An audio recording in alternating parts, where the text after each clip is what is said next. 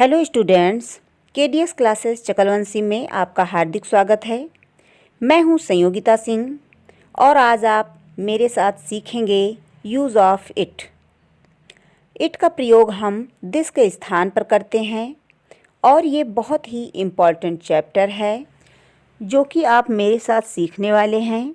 लेकिन इससे पहले स्टूडेंट्स, अगर आप हमारे चैनल पर नए हैं तो चैनल को सब्सक्राइब करके बेल आइकन को भी प्रेस करें ताकि हमारी सारी वीडियो आप तक पहुंचती रहे। अगर वीडियो आपको समझ में आता है, पसंद आता है तो वीडियो को लाइक करें और कमेंट करें। तो चलिए लेसन शुरू करते हैं।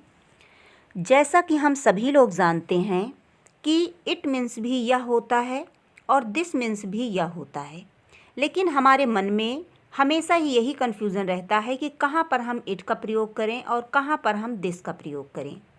तो इट का प्रयोग हम निर्जीवों के साथ करते हैं और दिस का प्रयोग हम सजीव व निर्जीव दोनों के साथ करते हैं।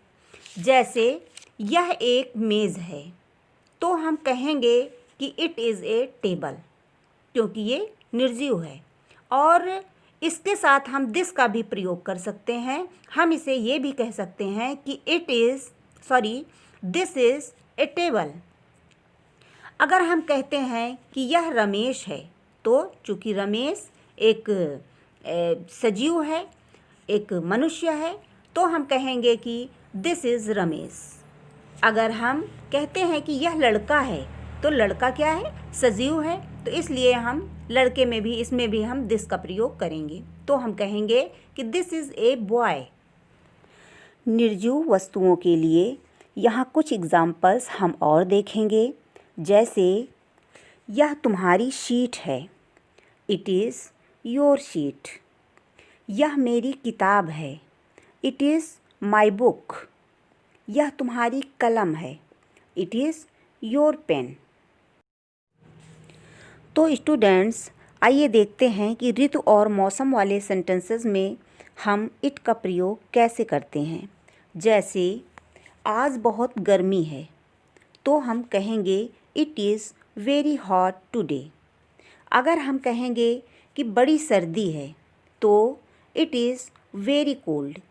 अगर हम कहेंगे भारी वर्षा हो रही है तो हम कहेंगे इट इज़ रेनिंग हैविली।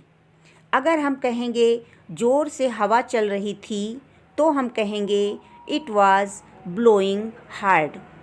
अगर हम कहेंगे रिमझिम बारिश थी तो हम कहेंगे इट वाज ड्रिजलिंग।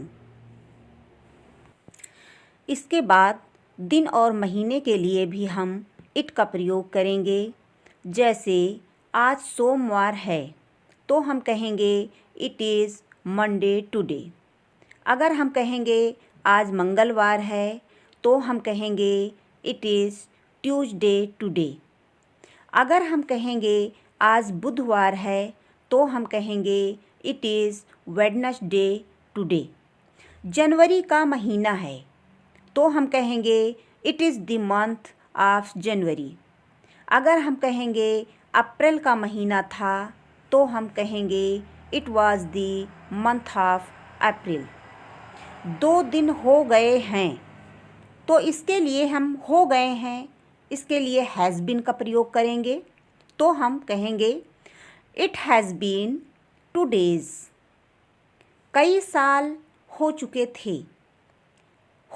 थे, इसके लिए हम हैड बीन का प्रयोग करेंगे। तो हम कहेंगे it had been many years. तो आइए देखते हैं समय के लिए इट का प्रयोग किस प्रकार से करेंगे।